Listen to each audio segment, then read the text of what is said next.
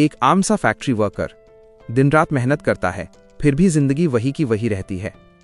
लेकिन सोचिए, अगर एक ही रात में उस आदमी पर करोड़ों का कर्ज चढ़ जाए और उसे बताया जाए कि पैसा नहीं चुकाया तो जान से हाथ धोना पड़ेगा। ऐसी हालत में क्या इंसान टूटता है या फिर हैवान बन जाता है? आज की ये कहानी गरीबी, लालच और अपराध की उस हद तक जाएगी जहां एक बेटा अपने ही पिता की मौत की साजिश रच देता है। तो तैयार हो जाइए एक ऐसी कोरियन सस्पेंस थ्रिलर के लिए जो दिमाग को हिला देगी।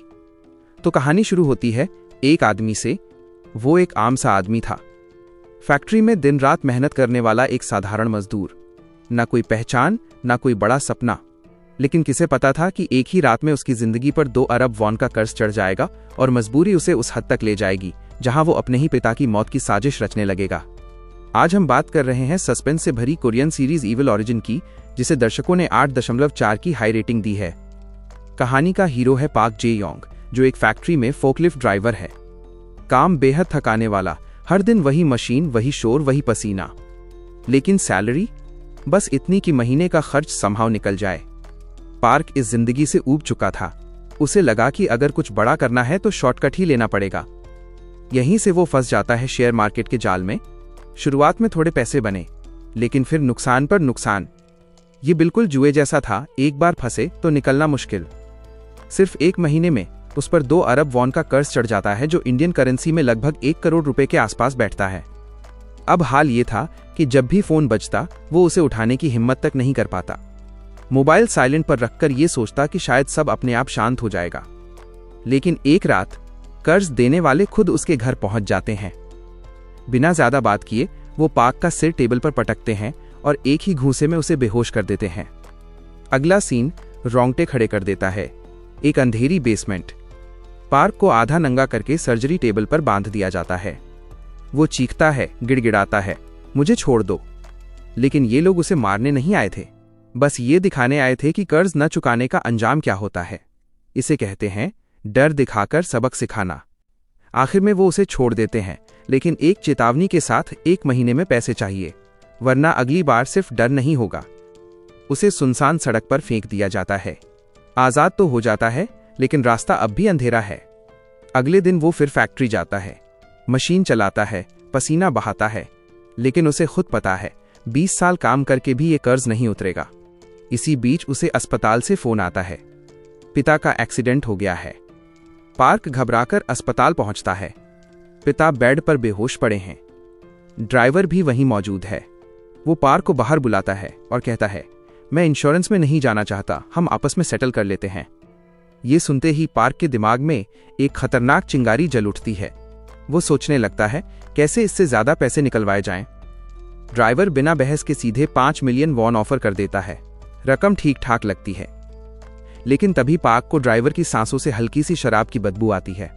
वो अचानक रुक जाता है। रुको, ये शराब की बदबू? पार्क जे योंग तुरंत समझ जाता है। अब साफ हो चुका था कि सामने वाला ड्राइवर नशे में गाड़ी चला रहा था, इसीलिए वो मामला पुलिस तक नहीं ले जाना चाहता था। पार्क मौके को भुनाता है। वो तुरंत 3 मिलियन वॉन और बढ़ा देता है। ड्राइवर मन ही मन झुंझलाता है, लेकिन मजबूरी में मान जाता है। कुछ लाख मिल जाने से पार्क की सांस तो थोड़ी आसान होती है, लेकिन 2 अरब वॉन के कर्ज के सामने ये रकम ऊंट के मुंह में जीरे जैसी थी। डॉक्टर बताते हैं कि पिता को सदमे की वजह से 2 दिन अस्पताल में रहना होगा।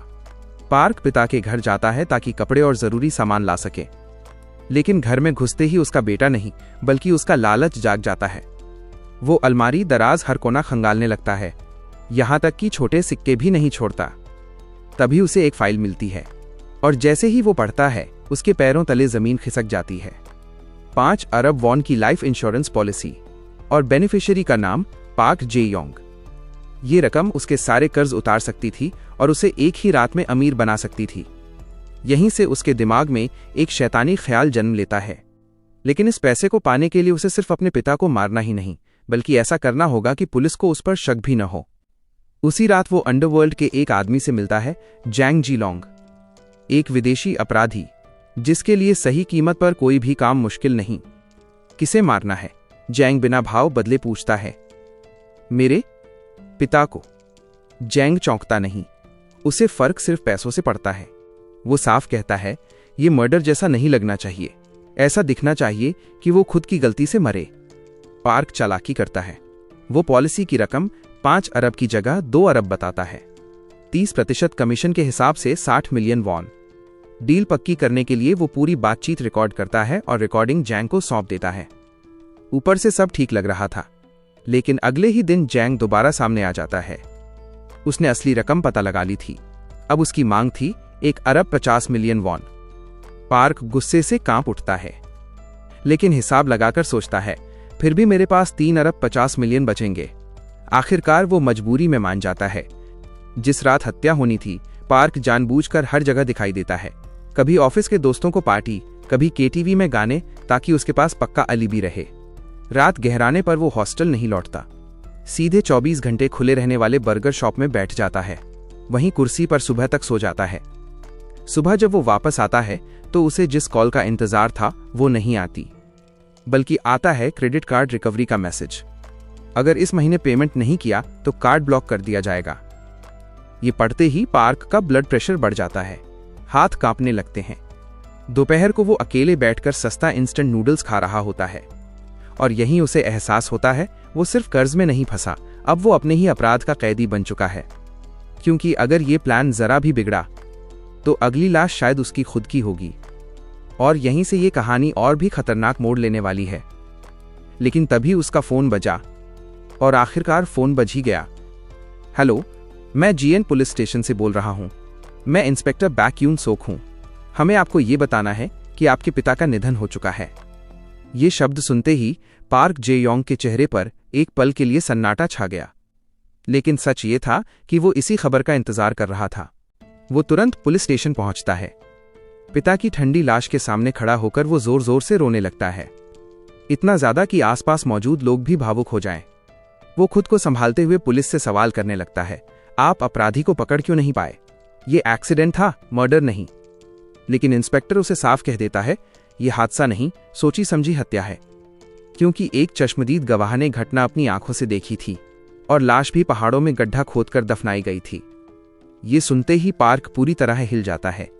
वो समझ नहीं पा रहा था कि जैंग जीलोंग ने मामले को इतना गंदा क्यों बना दिया, लेकिन अब पीछे हटने का कोई रास्ता नहीं था। वो सूट टाई पहनकर सीधे इंश्योरेंस कंपनी पहुंचता है पैसे निकालने के लिए। उसे लगता है बस साइन होंगे और जिंदगी बदल जाएगी, लेकिन हकीकत उसे फिर जमीन पर पटक देती है। 2 घंटे तक उसे हॉल में इंतजार करवाया जाता है। 5 अरब वॉन की पॉलिसी होने की वजह से उसे आखिरकार मैनेजर के केबिन में बुलाया जाता है, और जैसे ही वो अंदर जाता है उसके पैरों तले जमीन खिसक जाती है। सामने बैठा मैनेजर वही आदमी था जिससे उसने पहले शराब पीकर गाड़ी चलाने के मामले में पैसे ऐंठे थे। जिंदगी सच में अजीब खेल खेलती है। अब पैसा मिलना और भी मुश्किल हो जाता है। पार्क गुस्से में चिल्लाता है, टेबल पर हाथ मारता है, लेकिन सामने वाला बिल्कुल शांत रहता है। आखिरकार पार्क को झुकना पड़ता है। वो माफी मांगता है। मैनेजर मुस्कुराते हुए कहता है, हम जल्दी प्रोसेस करेंगे, लेकिन कब ये नहीं बताता। जाते जाते उसे एक छोटा सा गिफ्ट पकड़ा देता है। बाहर निकलते ही पार्क उस गिफ्ट को गुस्से में सड़क पर फेंक देता है, और तभी जैंग जीलोंग सामने आ जाता है। मेरे 1 अरब 50 मिलियन कहाँ हैं? पार्क कहता है, मुझे अभी पैसे नहीं मिले। लेकिन जैंग को कोई फर्क नहीं पड़ता। वो मोबाइल निकालकर वही रिकॉर्डिंग चला देता है जिसमें पूरी डील कैद थी। पार्क चुप हो जाता है। आखिरकार वो फिर से समझौता करता है। इस बार उसे सिर्फ 1 हफ्ते का वक्त मिलता है। अब पार्क के पास सिर्फ एक ही उम्मीद बचती है, इंश्योरेंस के पैसे।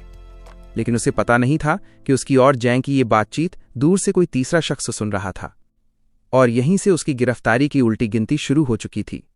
कहानी हमें एक कड़वा सच सिखाती है, मुसीबत कभी इंसान को अपराधी नहीं बनाती, लालच बनाता है।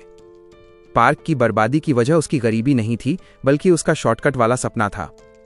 तेज अमीर बनने की चाह और मेहनत से भागने की सोच।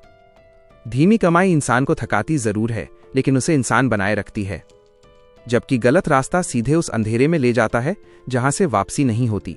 इस कहानी का सबसे डरावना हिस्सा कोई हत्या नहीं थी, बल्कि वो सोच थी जिसने एक आम इंसान को अपराधी बना दिया।